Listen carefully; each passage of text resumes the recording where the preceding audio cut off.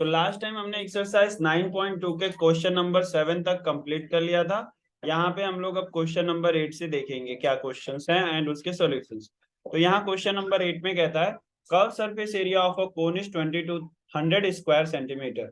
मतलब कोन का curve surface area कितना है भैया? कर्व सरफेस एरिया कितना है? 2200 स्क्वायर सेंटीमीटर। इसे ऐसे भी लिख सकते हैं।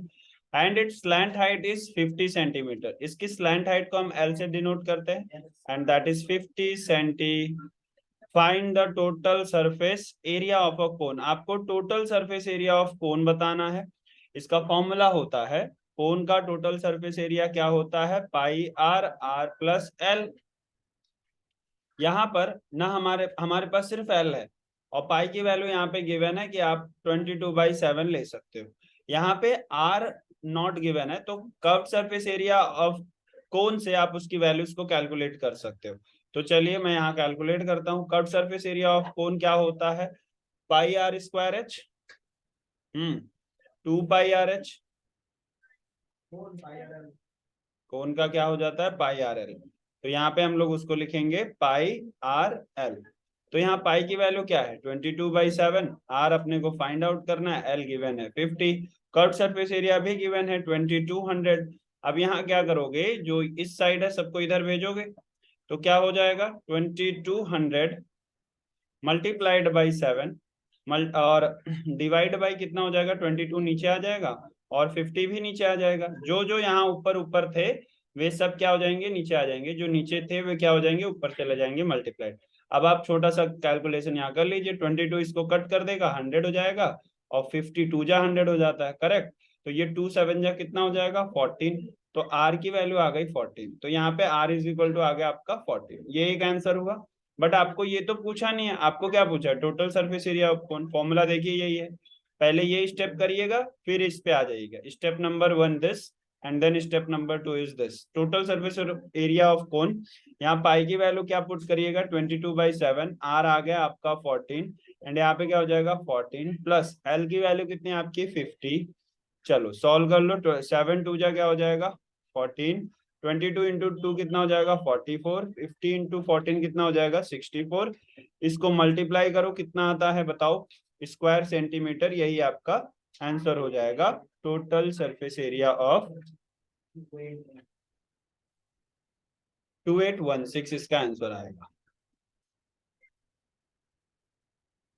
ठीक है, आप सभी से मल्टीप्लाई करके चेक कर सकते हैं,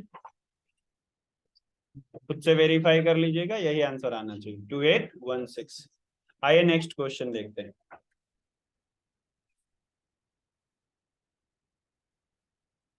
देखो इस क्वेश्चन में क्या कहा जा रहा है? There are 25 person in a tent. किसी टेंट में कितने पर्सन है टोटल? 25। अब टेंट का शेप कैसा होता है? एक कॉनिकल शेप होता है टेंट का, कुछ इस तरीके से।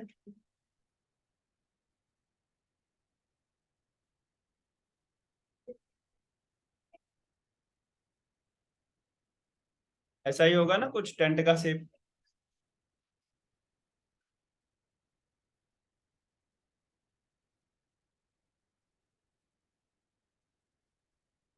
ओके। अब ऐसा जो टेंट का शेप है, अब इसमें 25 पर्सन यानी 25 है ना, 25 पर्सन इन अ टेंट। मतलब यहाँ कितने लोग खड़े हैं?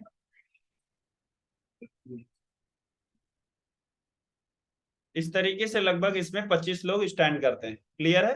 मैंने ये दिखाया आपको कि 25 peoples are standing over there in a tent. ठीक है, समझे आप लोग? नाउ कहते हैं every person needs an area of 4 square metre. जो भी आदमी खड़ा होगा है ना, तो उसको खड़े होने के लिए नीचे कितनी एरिया लगती है? 4 स्क्वायर मीटर की। On the ground, of the ground, inside the tent.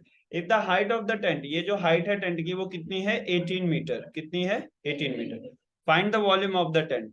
Tent का वॉल्यूम कितना होगा? क्वेश्चन ये, टेंट का वॉल्यूम कितना होगा? सबको पता है कि अगर वॉल्यूम ऑफ टेंट ये कोन के शेप का है तो वॉल्यूम का फॉर्मूला क्या हो जाएगा? Volume of tent is equal to क्या होता है? 1/3 पाई आर स्क्वायर एच। ये फॉर्मूला होता है। एच गिवन है आर नहीं गिवन है, आर आपको पता करना होगा। तो आप ऐसे लिखोगे, since one person need 4 square metre area, है ना, एक पर्सन को कितना लगता है 4 स्क्वायर मीटर इनसाइड, मतलब एक आदमी को खड़े होने के लिए 4 स्क्वायर मीटर लगता है। तो देयरफॉर 25% को कितना लगेगा, 25% नीड 25 × 4, है ना, which is 100 square metre. That means ये टेंट की बेस एरिया कितनी हो गई, 100 square metre. So base area of tent जो कि सर्कुलर शेप का होता है, तो उसको आप लिख सकते हो, सर्कल का एरिया कितना होता है πr²। πr² is equal to कितना, 100 स्क्वायर मीटर। इन्होंने क्या पूछा था कि find the volume of tent. अब आपका फॉर्मूला, ये वाला फॉर्मूला यूज कर लो, वॉल्यूम ऑफ टेंट कितना है 1/3 πr² इंटू एच। अब देखो ये πr² की वैल्यू आपको मिल गई है 100, तो आप यहाँ पे क्या कर सकते हो, 1/3 इंटू 100 इंटू एच की वैल्यू कितनी थी 18, तो 3 6 जा 18, और 100 इंटू 6 कितना हो जाएगा 600, और यूनिट ऑफ वॉल्यूम क्या होता है metre cube. So therefore volume of tent is 600 metre cube. क्या ये बात समझ आ गई, तो ये आपका आंसर हो गया।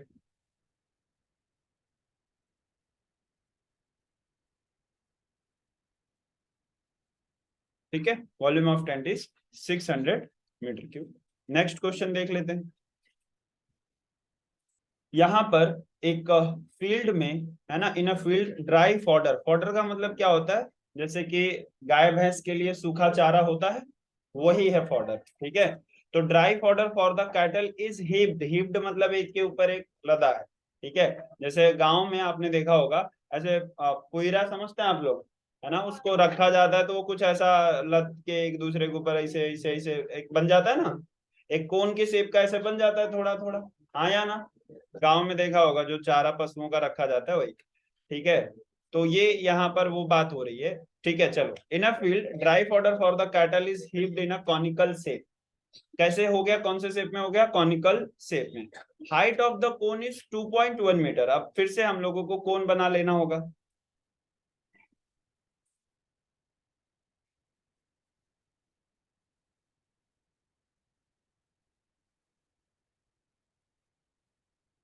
इस तरीके से वो फॉडर है एंड उसकी कुछ हाइट भी है,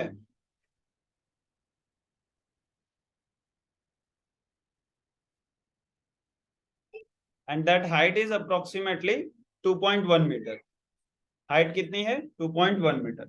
and diameter of the base, diameter तो समझते ही हो ना, यहां से लेके ये टोटल लेंथ होगा वो कितना है 7.2 मीटर। तो आपने यहाँ पे हाइट ऑफ जो आपका फॉडर है उसको आपने लिखना है 2.1 मीटर, और diameter of the base is how much 7.2 metre. तो आपको रेडियस की जरूरत पड़ेगी, तो रेडियस निकाल लो। तो radius is equal to diameter का हाफ, विच मीन्स 7.2 का हाफ, यानी कि which is 3.6 meter. This is your r. R is equal to 3.6. कितनी बात समझे। Find the volume of the fodder, तो आपको क्या पता करना है, वॉल्यूम ऑफ द फॉडर। अब भैया वॉल्यूम ऑफ फॉडर मतलब volume of cone, volume of fodder is equal to again भाई 1/3 πr² h। करेक्ट। अब h यहाँ पे गिवन है आपको कितना 2.1 मीटर, r आपको पता चल चुका है 3.6, और πr², अब पाई की वैल्यू रख दो यहाँ पे 22/7। अच्छा, now find the volume of the fodder, ये तो आप निकाल लेंगे, चलो पहले यही निकाल लेते हैं। तो यहाँ पे हम लोग लिखते हैं 1/3, पाई के जगह पे 22/7, आर के जगह पे 3.6, उसका क्या करना है स्क्वायर, और इंटू एच कितना आएगा आपका 2.1। क्या इतनी बात समझ आ रही, यहाँ पे आप इसको आगे सॉल्व करिए। 1/3 इंटू 22/7 इंटू 3.6 को दो बार लिखेंगे, 3.6 इंटू 3.6 इंटू 2.1। इसको थोड़ा सा इजी करने के लिए मैं ऐसे लिख लेता हूँ 36/10, 36/10 सबको समझ आ रहा है? खाली मैंने उसका डेसिमल हटाने के लिए ऐसा लिख लिया। 7 3 जा 21, 3 1 जा 3, कट गया। 36 इंटू 36 उसका स्क्वायर कर लो और उसको 22 से मल्टीप्लाई कर दो। 36 का स्क्वायर कितना आता है बच्चों? हाँ 1 2 1 2 9 1296। ओके 1296 और नीचे आ जाएगा 1000 एंड इसको मल्टीप्लाई कर दोगे तो कितना आ जाएगा? 1296 मल्टीप्लाई करोगे 2 से कितना हो जाएगा? करके देखो बताओ।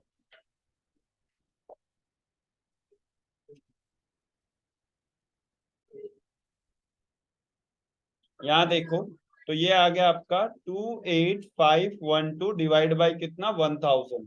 जब आपने इसको डिवाइड कर दोगे तो आपको क्या मिल जाएगा? 28.512 मीटर क्यूब।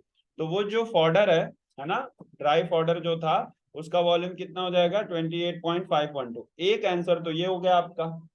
आगे सवाल सुनिए ध्यान से सारे बच्चे।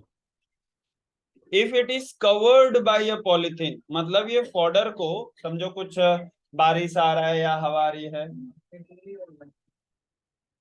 ठीक है, तो यहाँ पे अगर ये पॉलिथीन से उसको कवर करना है, रेनी सीजन में बारिश आ रही है चारा खराब हो जाएगा, कवर करना है, then how much minimum polythene sheet is needed, मतलब यहाँ से इसको इस तरीके से अपने को कवर करना है ऐसे, तो जाहिर सी बात है उसका कर्व सरफेस एरिया आपसे इनडायरेक्टली वो पूछ रहा है। क्या पूछ रहा है?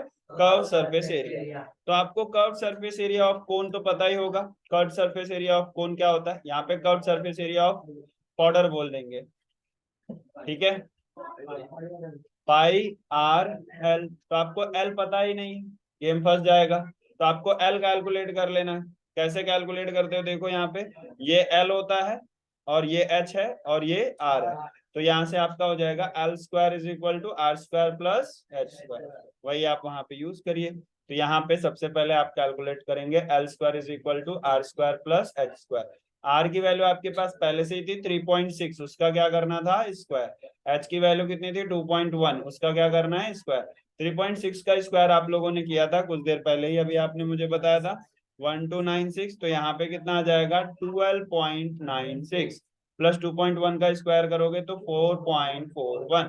21 का स्क्वायर करने पे 441 आता है, 2 डिजिट के पहले डेसिमल लग जाता है। दोनों को जोड़ लीजिए, 6 एंड 1 कितना हो जाएगा? 7, 9 और 4 13 and 2 4 6 and 1 7 and this is 1 17.37 the value of L square. Now L is equal to under root of 17.37 होगा, और L is equal to ये जो अंडर रूट में वैल्यू है इसकी वैल्यू आपको क्वेश्चन में ही गिवन है कि अंडर रूट ऑफ 17.37 कितना होता है? 4.17। तो यहाँ वैल्यू कितनी आ जाएगी? 4.17। Is that clear? तो ये एल की वैल्यू हो गई। अब अगर curve surface area of order आपको निकालना है, आपके पास सब कुछ है, पाई की वैल्यू 22/7, आर की वैल्यू 2.1, एल की वैल्यू 4.17। अब यहाँ पे 7 इसको डिवाइड करेगा तो दिस विल बी 0.3, मल्टीप्लाई करोगे 3 2 जा 6, 3 2 जा 6, एक डिजिट के बाद डेसिमल 6.6 इंटू 4.17। तो इसको मल्टीप्लाई करिए और मुझे आंसर बताइए।